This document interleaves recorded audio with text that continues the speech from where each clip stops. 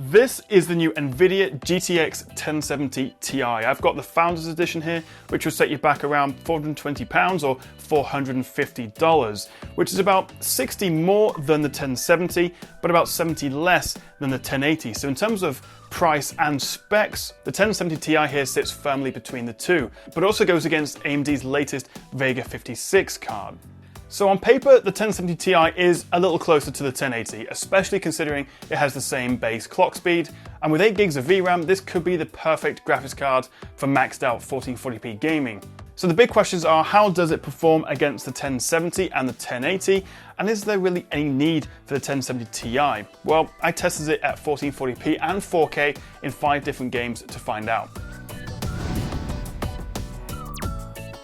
So let's kick off with Destiny 2, and with settings set to Ultra, you can see the 1070 Ti sits comfortably between the 1070 and the 1080, with each card offering around 12 to 15% better performance than the lower spec model. It's a similar picture in Middle-earth Shadow of War, although the 1070 doesn't quite hit that 60 FPS target, whereas the Ti does.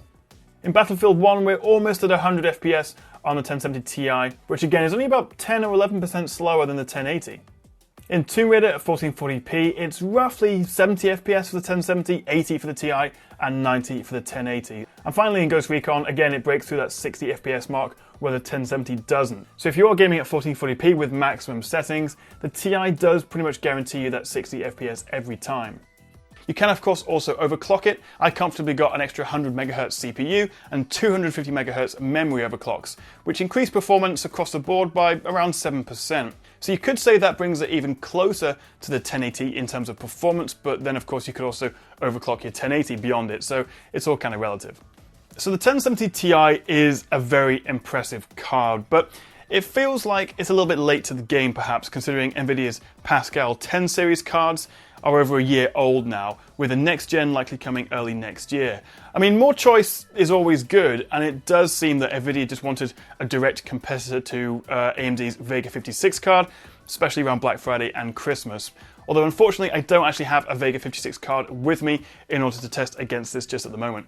It's near enough bang in the middle between the 1070 and 1080 in terms of performance. So really, I think it is the ideal 1440p gaming, or even full HD if you've got a high refresh rate monitor and you want to get those high frame rates. But I still think the GTX 1080 or even the 1080 Ti is what you need for proper 4K and getting 60 Hz, 60 frames per second. This still isn't quite a 4K card in my mind.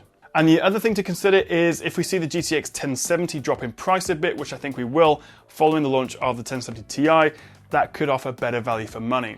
Thanks for watching, guys. Let me know what you make of the 1070 Ti in the comments, and don't forget to like, share and subscribe if you enjoyed that video. Help me get to 200k subscribers. I'll see you next time right here on the Tech Chat.